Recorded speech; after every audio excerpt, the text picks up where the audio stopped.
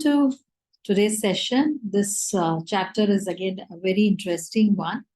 Um, but before we start, as always, let's start with a prayer and a chant to center ourselves and become receptive to what this chapter is trying to tell us.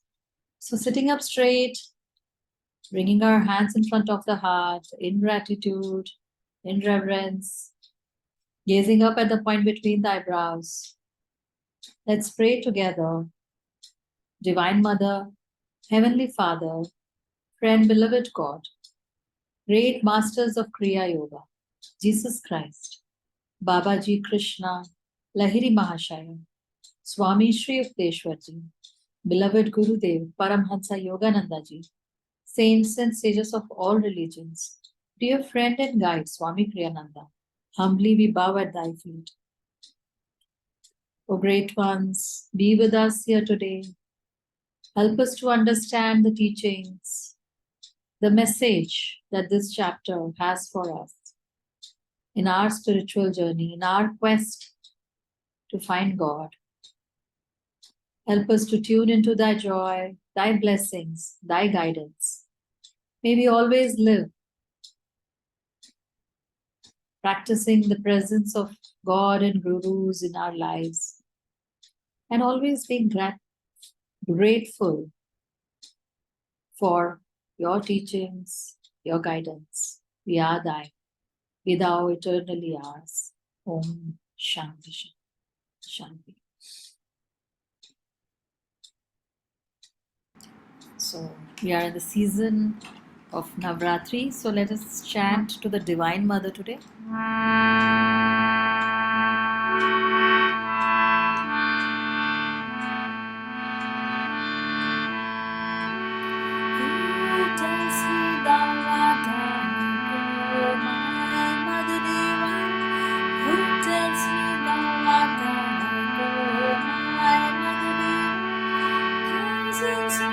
Suns and moons from thy body do shine.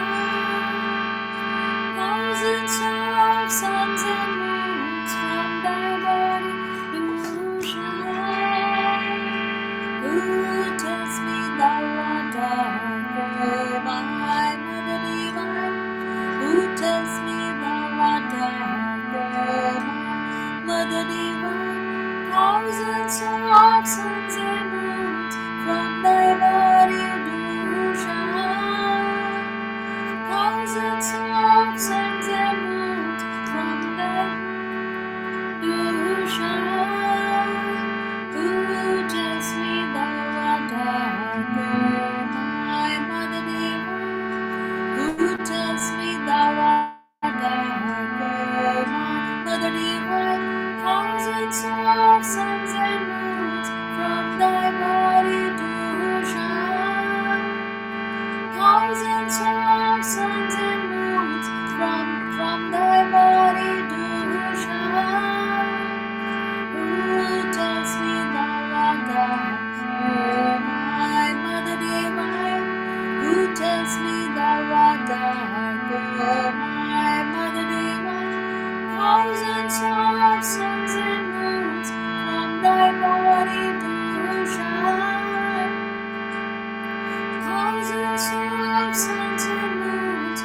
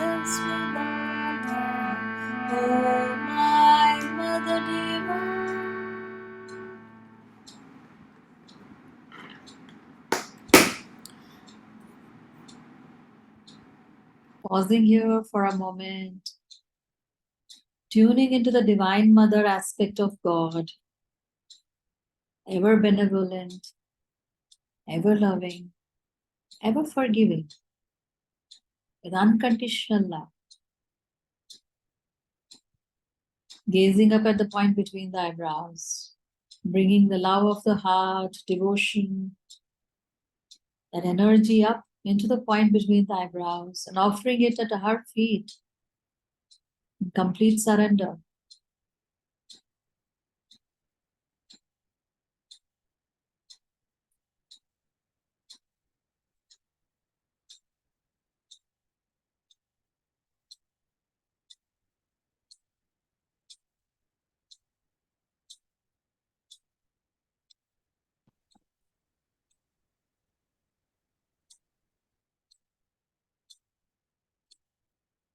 Om Shanti Shanti Shanti. So we have been going through Swamiji's struggle, his quest to find something that he is not able to understand exactly what, but what he is going through is, he knows for sure that he doesn't want things of this world, like a good, what everybody else wants, a good job, a good college, a good education, a beautiful wife and kids. So he knows that this is not his aim. He knows that he wants to know God, but he doesn't know how. So he has been, going along on his own. And the last chapter we saw that, when he was coming to his own conclusions, which were quite right, which were but they didn't have a solid base. They were not grounded. So it was coming, he was thinking, he was coming to various conclusions. And somewhere he was falling in that, as he said, intellectual trap of, I know it all, I know everything, so nobody needs to tell me that, which many of us can. I mean, it's a warning that, sometimes even on the spiritual path, people can get into that trap of, I know it all, yeah, or I am meditating, I know everything, the other person doesn't know. So these are the traps that one can get into, and Swamiji was kind of through this chapter telling us to be careful, to be aware. So with this next chapter we come the bypaths. So let us listen to Swamiji reading the chapter, and then we will discuss.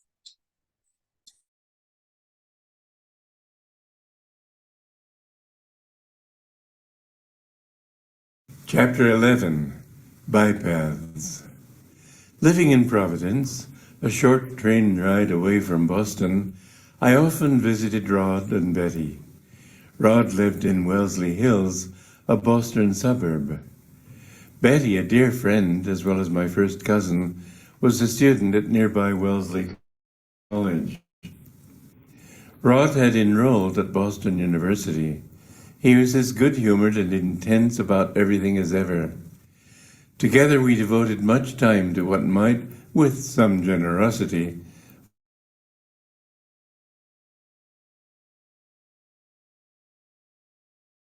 Is it I'm not able to hear, or everybody is not able to hear? No, even I can't hear. this Can't hear. It's come back now. The seeker thereby arrives at last at the perfect understanding of truth. To continue, that is to say, we engaged in a running analysis, complete with droll commentary and merry exaggeration on some of the follies to which mankind is addicted. There was the living to impress others dream. I work on Wall Street. Pause. Of course, you know what that means. There was the Protestant ethic, the I'm glad I'm not happy because that means I'm good dream. I wouldn't think of telling you what you should do. All I ask is that you sigh, let your conscience be your guide. A favorite of ours was the if you want to be sure you're right, just follow the crowd dream. You'd better march in step, son, if you want the whole column to move. Rod was a wonderful mimic. He could make even normally reasonable statements sound ridiculous. He attained his height when imitating someone hopelessly inept, trying to sound like a big shot. We also discussed seriously the fulfillments we both wanted from life.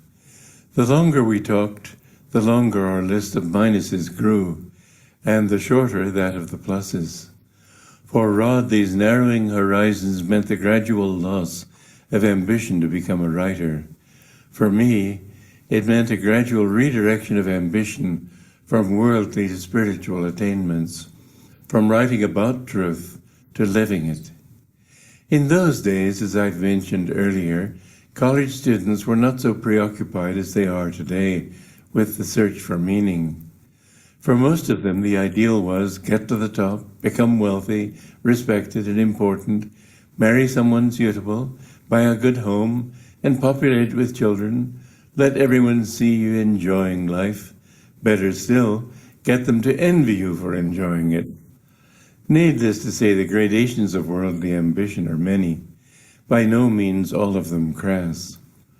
Youth, however, in its quest for personal directions, is seldom sensitive to the directions of others. If Rod and I were ungenerous, it was partly because we were still preoccupied with defining our own goals.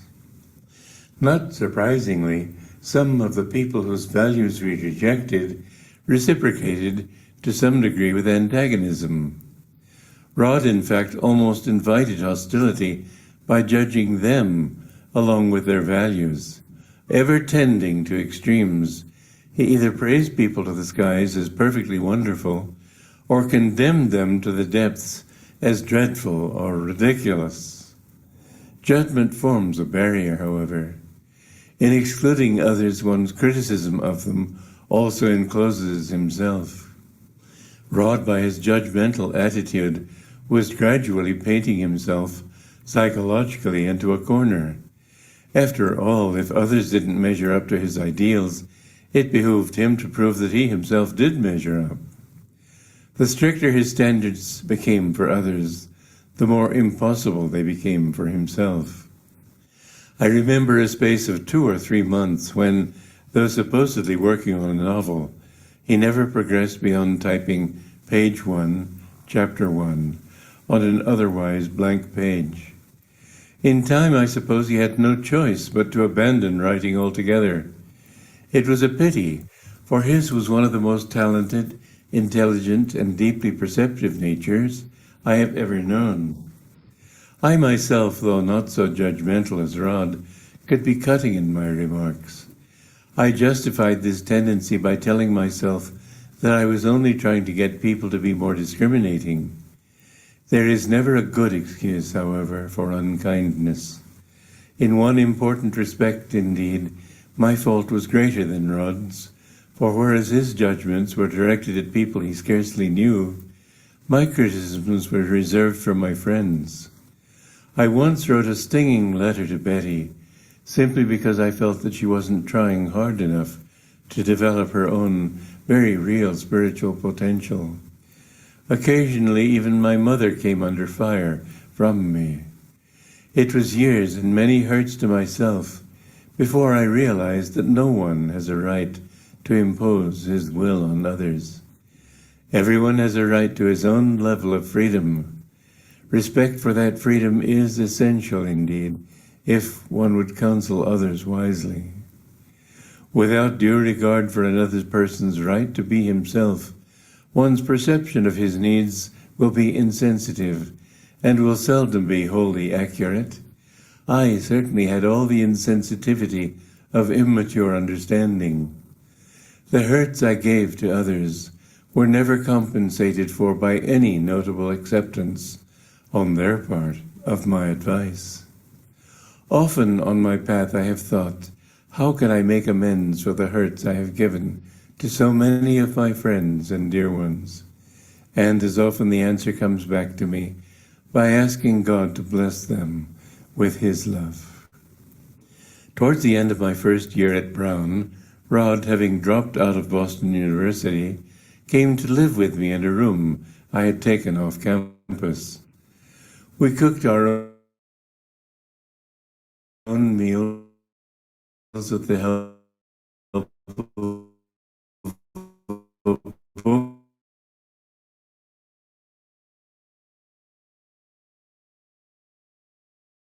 I had bought sick advice as, to ascertain if the spaghetti is done, throw a piece of it at a wall. If it sticks there, it's ready to eat. Parenthesis. Bad advice I learned later in Italy. Spaghetti should be al dente, which means somewhat resistant to chewing, end parenthesis. Rooming with Rod, I got an opportunity to observe on a new level the truth, which I discovered during my last semester at Haverford, that subjective attitudes have objective consequences. Rod's tendency to judge others attracted an antagonism not only from people he knew, but even in some strange way from perfect strangers. In restaurants, people sitting nearby would sometimes scowl at him for no evident reason. One evening, a passerby in a crowded street pulled a gun on him, warning him to mind his own business and leave his girlfriend alone. The Rod hadn't even noticed them until that moment. Another evening, 6 men with knives chased him down a dark street. Rod eluded them only by hiding in a doorway. Whenever he and I went out together, all was calm and peaceful. But Rod by himself continually, in some obscure way, invited disaster. Fortunately, I think because he really meant no harm, he always got off without injury. At this time, Rod's life and mine were beginning to branch apart. Rod shared some of my interest in spiritual matters, but not to the extent of wanting to get involved in them personally. I, on the other hand, was growing more and more keen to mold my life along spiritual lines.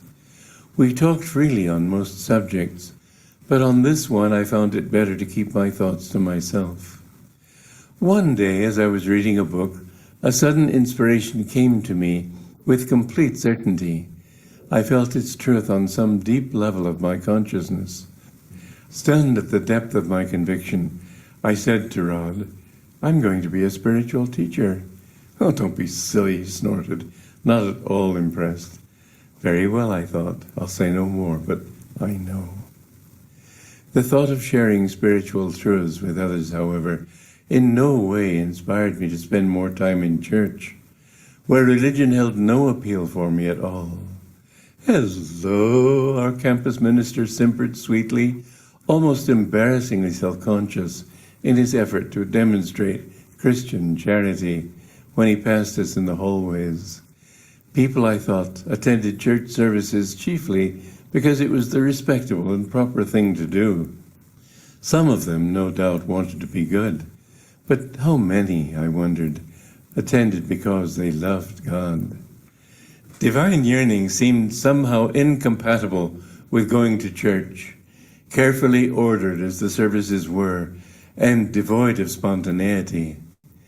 The ministers in their pulpits talked of politics and sin and social ills, and endlessly of money. But they didn't talk of God. They didn't tell us to dedicate our lives to Him. No hint passed their lips that the soul's only true friend and beloved dwells within, a truth which Jesus stated plainly. Socially inconvenient biblical teachings, such as Jesus' commandment, "Leave all and follow me," were either omitted from their homilies altogether or hemmed in with cautious qualifications that left us in the end exactly where we were already, armed now with a good excuse. My impression was that the ministers I listened to hesitated to offend their wealthy parishioners, whom they viewed as customers. As for direct inner communion with God, no one ever mentioned it. Communion was something one took at the altar rail with the aid of a priest. One Sunday I attended a service in Boxford, a little town north of Boston. The sermon was, "Drink to Forget." And what were we supposed to forget? Well, the wicked Japs and their betrayal of us at Pearl Harbor, the brutal Nazis and their atrocities. Nothing here about righting our own wrongs, or seeing God in our enemies. Nothing even about forgiving them their wrongs. The sacrificial wine served that morning was supposed to help us to forget all the bad things others had done to us. I could hardly suppress a smile when that lethe-inducing nectar turned out to be not wine, but grape juice. If there was one subject that roused me to actual bitterness, it was the utterly commonplace character of religion as I found it taught and practiced in the churches. My bitterness was not because the demands this religion made were impossible, but because they were so unspeakably banal. Not because its assertions were unbelievable, but because they were carefully preserved as if in theological formaldehyde at the safest, most vapid level of common acceptability. Above all, I was disturbed because the churches struck me as primarily social institutions, not lighthouses to guide people out of the darkness of spiritual ignorance. It was almost as if the churchmen were trying to reconcile themselves to that ignorance. With dances, third-class entertainments, and watered-down messages, they tried their best to get people simply to come to church, but they neglected the commandment of Jesus, "Feed my sheep."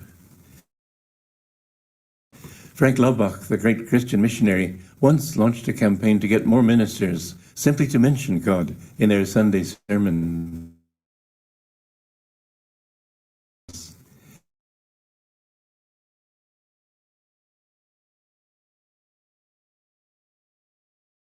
His campaign suggests the deepest reason for my own disillusionment. All things in life, it was for spirituals. For years I sought through other channels the fulfillment I craved, because the ministers of the gospel, which I put in quotes, from their pulpits, made a mockery of the very fulfillments promised in the Bible. To paraphrase the words of Jesus, I asked of them the bread of life, and they offered me a stone. Thus, hungry as I was for spiritual understanding, I saw no choice but to pursue my career as a writer, looking elsewhere for the inspiration which, had I but known it, only God can supply. It was like walking into darkness for lack of any better place to go.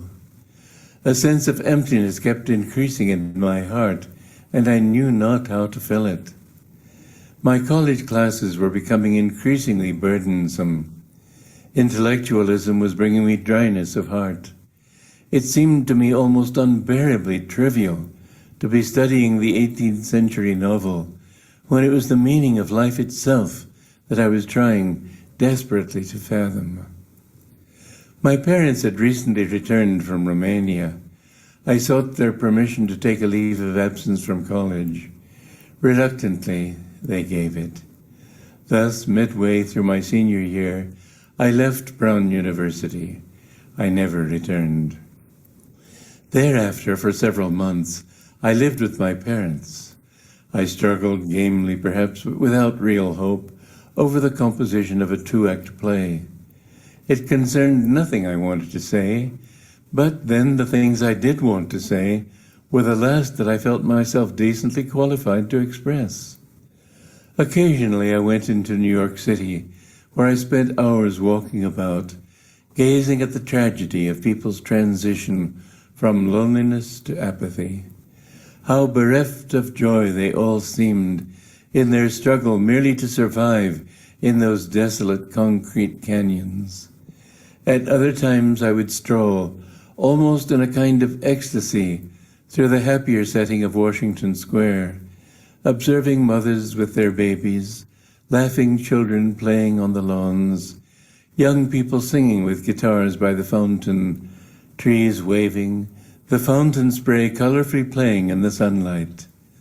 All seemed joined together in a kind of cosmic symphony, their many different lives but one life, their countless ripples of consciousness part of one great sea of joy, the valleys and the peaks of life.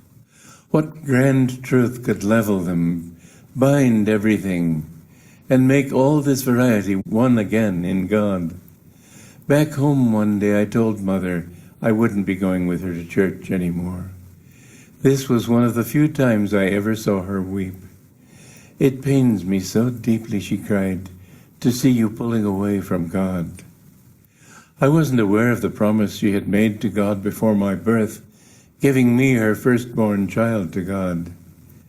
I would in any case have loved to reassure her, and I was deeply touched by her concern for me. But what could I do? My first duty was to be honest with myself, and I was still too uncertain of my own directions. A few days later, Mother sought me out. Hopefully, she quoted a statement she had read somewhere that morning to the effect that atheism sometimes presages a deep spiritual commitment. I said, "You have understood." I was by no means the atheist she thought me to be. Nevertheless, it relieved me to see that she understood my rejection of her church as being part, at least, of a sincere quest for truth. I didn't explain my deep inner feelings to her at the time, however, for fear of diluting the intensity of my own search. That summer I traveled up to the little town of Putney, Vermont, where my youngest brother Dick was in school. Dick was maturing into a fine young man. I loved him deeply. Something he'd told me had touched me particularly. One day he drove to a house to pick up a group of his friends. As the car rolled slowly to a halt, its bumper lightly touched a dog that was standing complacently before it. The dog wasn't hurt, but its owner, a small, older man, and no physical match for Dick, was furious. Rushing up to the car door, he punched Dick in the jaw through the open window. At that moment, Dick's friends emerged from the house. Dick, anxious lest they hurt the man for what he had done, said nothing of the matter either to them or to him. During my stay at Putney, a drama teacher there recommended the Dock Street Theatre in Charleston, South Carolina, as a good place to study stagecraft. For my 21st birthday, Dad had given me $500. Dick's comment, "A pleasing precedent has been set." I decided, albeit rather in a mood of desperation, that if I was going to be a playwright, I might as well go to Charleston with this money and seek at that theater direct experience in my craft.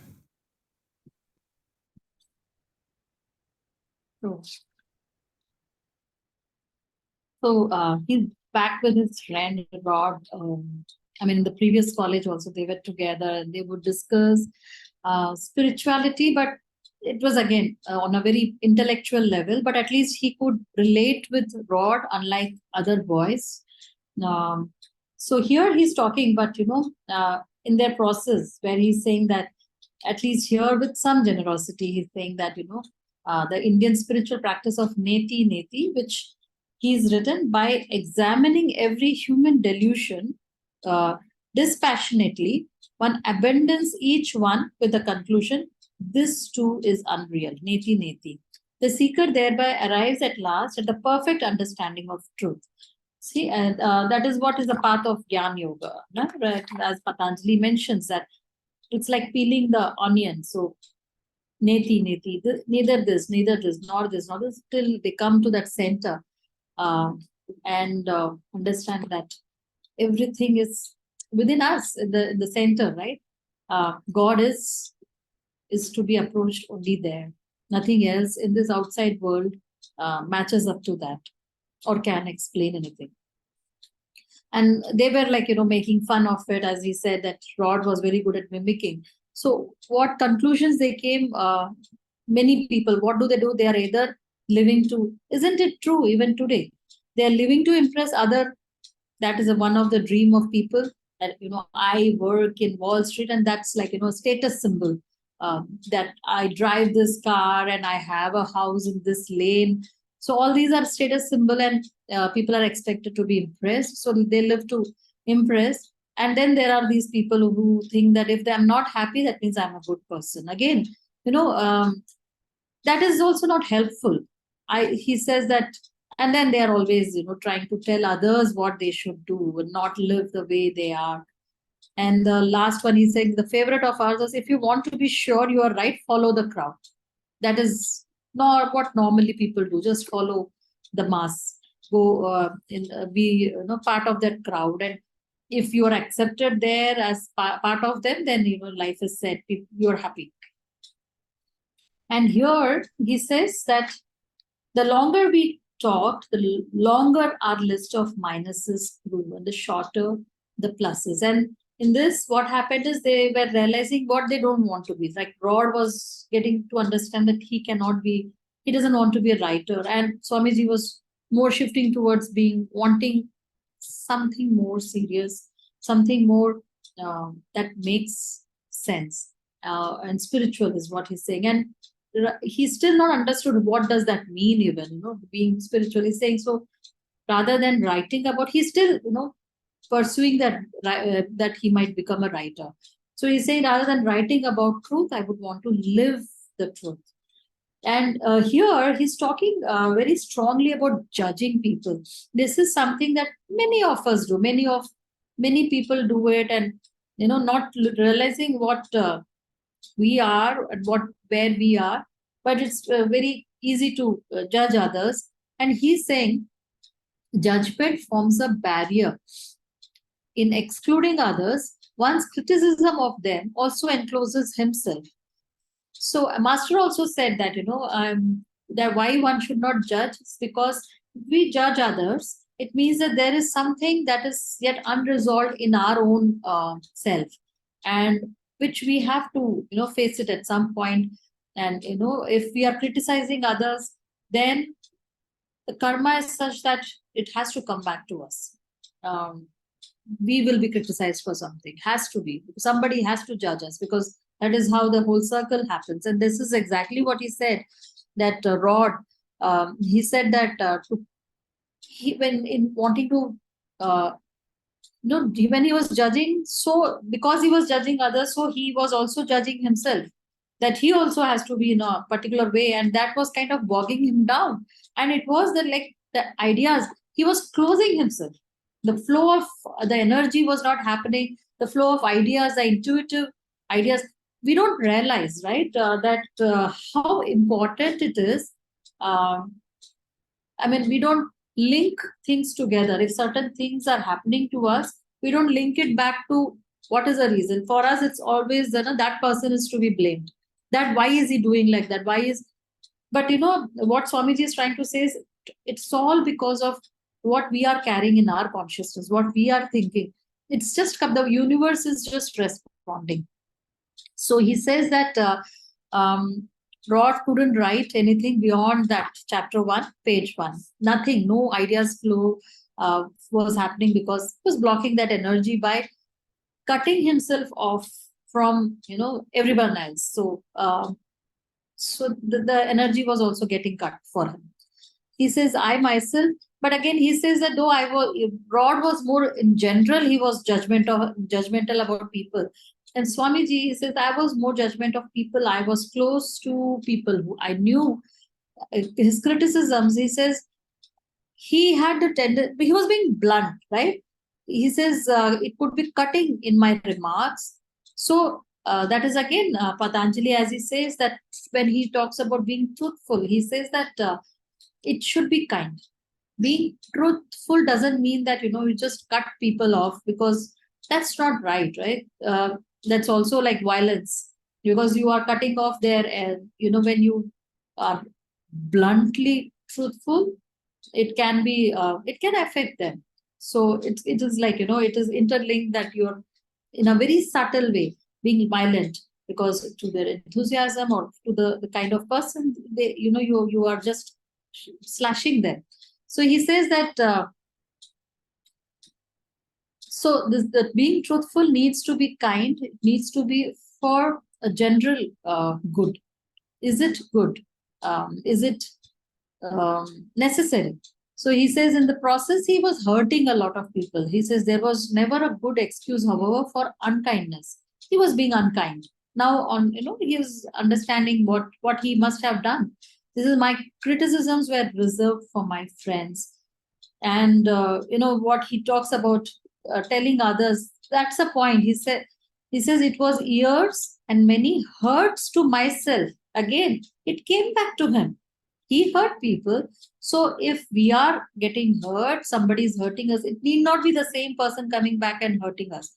But it has to come back. The energy has to come back to us. So through some other medium, it will come back to us. So he understood when it must have come through a lot of introspection that why so much hurt is coming back to me. And then he must have realized when he's writing this letter, he realized that it is because I have done this in the past.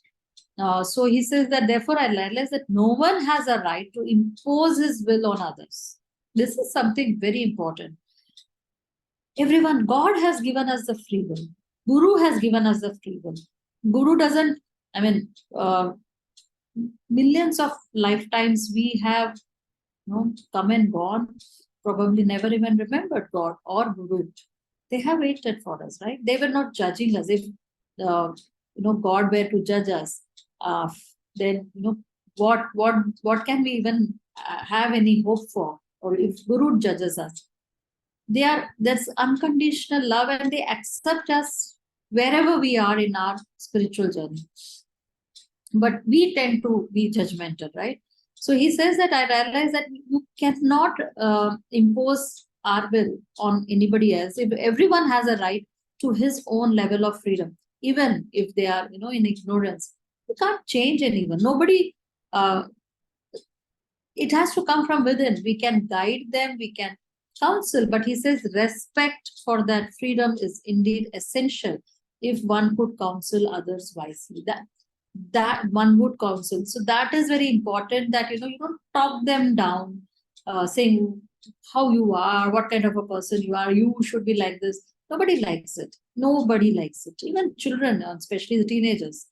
That is where I think the struggle between parents and kids starts, because they feel that I have my right, I can think for myself, there's freedom, and that's where the whole story starts between parents and children. And he's saying that for any counselor, it's very important to respect wherever they are, what was guiding them in their ignorance or wisdom, without due regard for another person's right to be himself. One's perception of his needs will be insensitive. So are we telling them this is what you need, this is what you need to be, this is how you should be? We don't know. In that being, he says it's very insensitive, without understanding where really they want to be.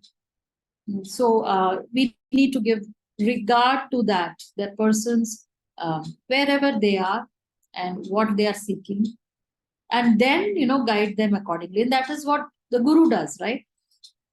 And will seldom be wholly accurate. I certainly had been insensitive.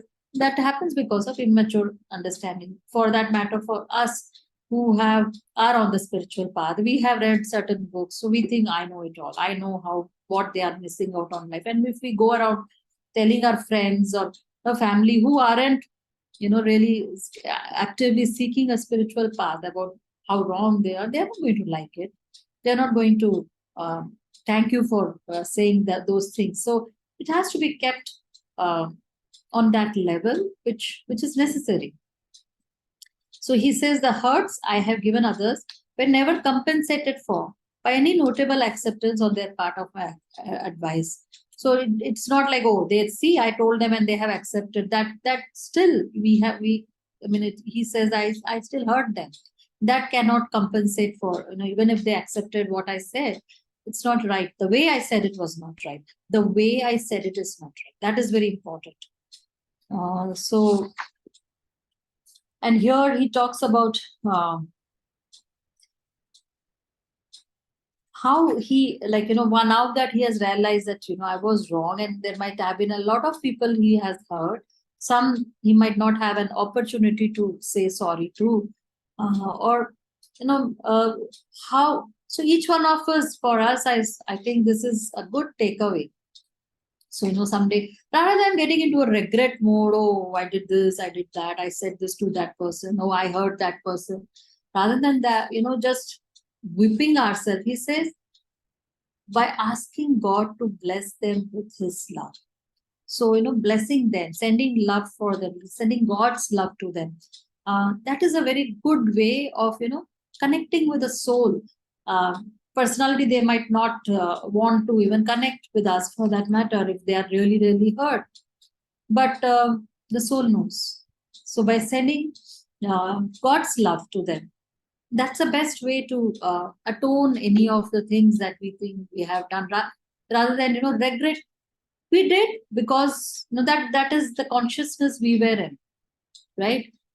So we have been growing, and slowly our understanding is growing, our awareness. So the more we take ourselves out of this equation, saying I did it, it's good to say that, probably they also needed some, some lessons, some karmic thing. So God used me as a channel. So the more we take ourselves out and allow God's love, God's blessings to flow through to them, that is a good way of, overcoming what we feel we have done to others. So here, he's talking about, he's talking about how their cooking experiments and all. And then Swamiji went on to become a very good cook. If we read his book, Art and Science of Raj Yoga, they're beautiful, simple, sattvic, good, recipes that he has shared. The other day we have also tried it at the center where we cooked those recipes together and had and all. So here he's again and again telling this, how it comes back, where Rod, who was very judgmental of people, he says that subjective attitudes have objective consequences. Very, very, it's a point that we should meditate on. It's very deep. Subjective attitudes have objective consequences, and how it was returning. In Rod, random people would scowl at him, or somebody ran after him with a knife. Somebody accused him of something when he was even conscious of having done anything like that. And he says he was able to get away without getting hurt because he was being judgmental, but not really hurting people or harming anyone. So he was able to get away, but he was always getting into that problems with people. In fact, there is a story that Swamiji writes in the book Art and Science of Raj Yoga, where there was this monk with master, and he would keep having, getting into accidents, minor ones, but always happen. And every time he would come back and say, my car got banged, or this car came and banged into my car. Master would always say, you should be careful. So he thought, probably, I should have been careful. I wasn't driving carefully. One day he had just parked in the right slot, and there was nothing wrong in the way he had parked. He parked and some other car came and hit the car. So he thought, this time it wasn't my mistake. I have parked the right place also. And somebody else, he went back and told Master, this thing happened. And Master said, you should be more careful. He said, but it wasn't even my mistake. Master said, you should be more careful. So he said, Master is being difficult. But he is, after all, trying. He is on the spiritual path, and he understood if Master is saying something, probably there is something I need to work on. So he meditated on it, and then slowly it dawned on him that he was generally a careless person in everything, in how he keeps the room or the way he was. So he realized probably, I need to correct that. That's probably what Master is saying. And he started consciously correcting it. And he realized he wasn't getting into accidents. So everything that happens to us, it as Master said, it's because you have put out that energy, you have thought it, maybe in this lifetime, maybe in some other lifetime, but everything, good or bad, that is happening to us is because of us. So, we have to stop blaming others for anything that is happening to us. Blaming or giving credit. It's good to give credit at sometimes, because people feeling gratitude is a different thing. But the most important thing is, most of the time it is when something wrong is going on is when we tend to be more critical, we tend to analyze it more, and we start blaming others. The victim, I'm the victim. So it's good to understand that, probably there's something in our consciousness that is drawing those situations to us. We are magnetizing that situation. That can be a takeaway for us. Actually, through the week, we can work with it. That anything, if we can, introspect and think of and realize that there is a pattern to something that is happening with us, then, trying to understand what is it in my consciousness that is drawing, that is magnetizing that pattern to me. Maybe something I need to correct. If we don't understand what it is, ask Master's help. Meditate on it. Ask his help. That I don't understand. What is the lesson? What is it I need to work on? So this is a good thing to work with. Okay. Okay. So the next we come to, here he's talking about, and slowly he realizes that, he and Rod are somewhere going to part ways, because both their ambitions were quite different. Swamiji was very clearly going towards spirituality. And for him, it was more than him being on the spiritual path. It was always about sharing. How can I share? How can I share more? How can I, spread it to more people? And throughout his life, he has been doing that. The thought of sharing spiritual truths with others, however, in no way inspired me. So, but then he goes on to talk about, religion as it is practiced in churches, right? And he said that, people seem to, those who attended also, it was because respectable to do it and proper thing to do it, not because they loved God. That this is again a very important point he is making. Are they attending it just because you're expected to do it, or it's the right thing? Otherwise, people will say, "Oh, he doesn't attend mass," or they love God. And he said that's because even the sermons that were there, or the priests, they would talk about politics, they would talk about money, social ills. He's saying they didn't talk of God. He says they didn't tell us to dedicate our lives to Him. This, and it is not just he's talking about Christianity, but isn't this what most religions are all about? They don't tell you to dedicate your life. No hint past their lips that the soul's only true friend and beloved dwells within. And and he goes on to say that Swamiji said that, or I think it was Master who said that what the way he's describing it is like he said, this is churchianity. It is not what Jesus taught. It is not Christianity. It is churchianity. That is how what is slowly the dogmas that come into the religion. It all starts out well, but then slowly, and their understanding is all very limited. And he said that it was more like trying to please the rich people. This is not how it works, right? This is not how it should be. As for direct inner communion with God, he said no one ever mentioned it.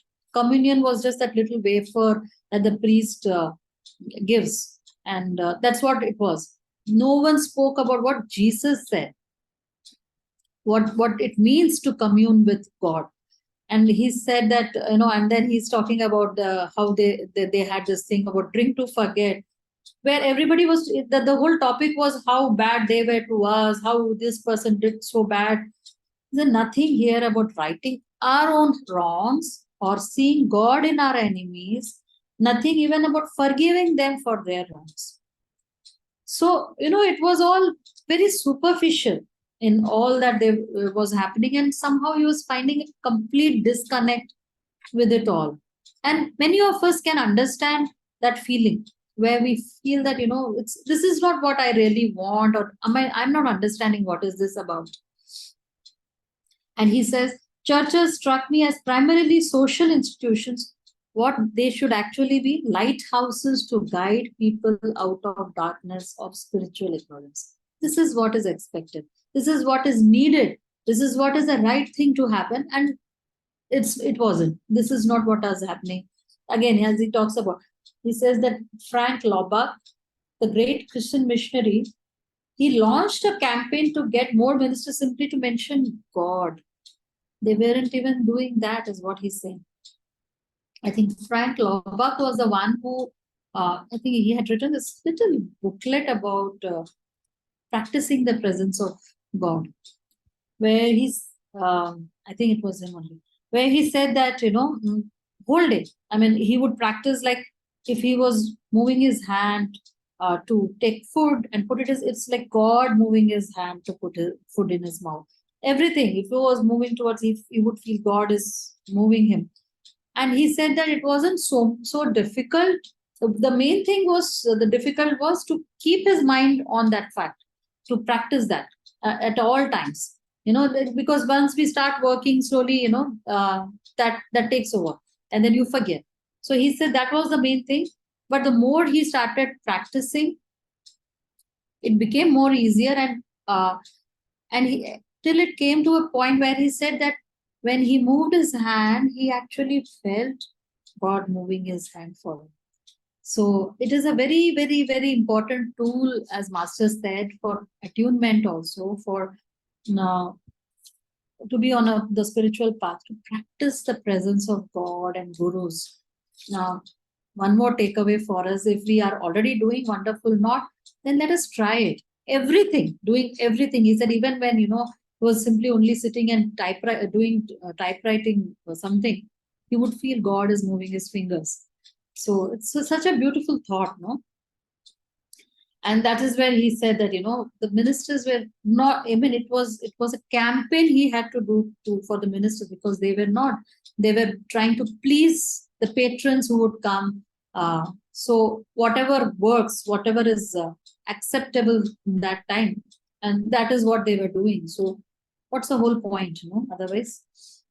He says, of all the things in life, it was for spiritual wisdom that I longed most urgently, and which he was not getting, what he was craving for, what Jesus had actually said, nothing was being communicated, and he was like feeling very lost with what was happening. He says, hungry as I was for spiritual understanding, I saw no choice but to pursue my career. So, he didn't know where he should get, his quest was very clear, but he didn't know where to go get that from. So he was just, going around, maybe, becoming a writer, and that might help, that he might be able to share some higher truths from his understanding, is what he was thinking. And, he says that college didn't make sense. So he left studying also. And he says that, but then the things I did want to say, when he was trying to write, he says, it didn't make sense. Whatever the act he was making, he says, it concerned nothing I wanted to say.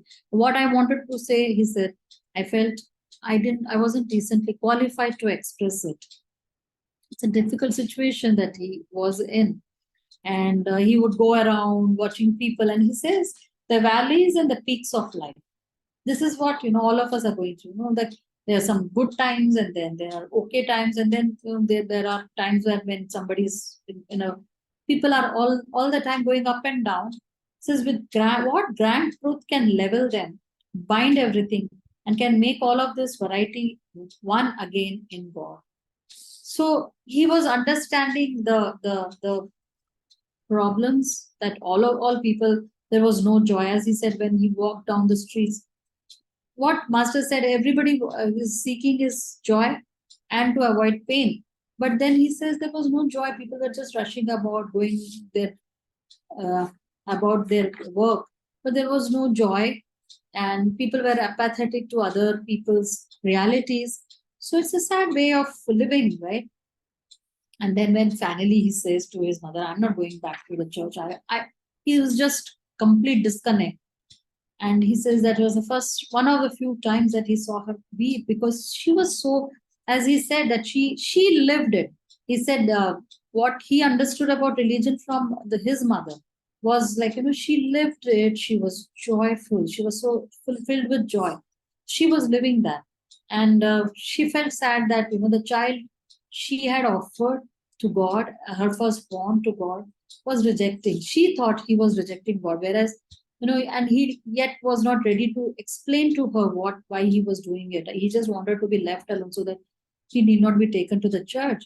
But he wasn't rejecting God. He was rejecting the way it was approached. God was approached.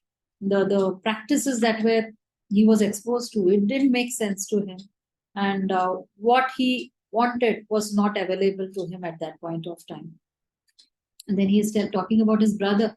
There's a beautiful family. The other younger brother was also like, he was talking about a friendly, a generous soul. Everybody wanted to be.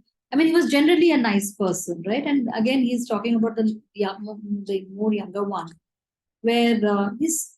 I mean, we see it all the time, especially living in Delhi. We know what road rage is all about, and here it's a young man, and this old man comes and physically hits him. Yet he is protecting him. He's not telling his friends that this happened, so that they don't go and launch at him. That's such a beautiful attitude to have. So it's a beautiful upbringing all these boys had growing up. So here, Swamiji continues to have a struggle. He's continuing to want to become a writer because for lack of anything else to do. So this is where we are in the story of Swamiji's quest for greater understanding of truths of life. So with that, we come to the end of this chapter. Anybody wants to share anything, any thought before we?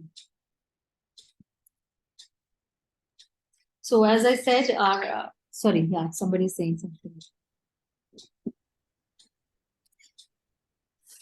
Nothing. So the two takeaways for us is that one, we go back and see if there is any pattern in things that are happening with us, and see where it can be. Right? What is the reason? What can be the root cause of it? We introspect on it. Take master's help for the same. And other one I said, I'm forgetting what it was. I'm right in the book. Okay. Thank you so much. Thanks for joining. Thank you, Janti. Bye-bye. Thank you, Janti.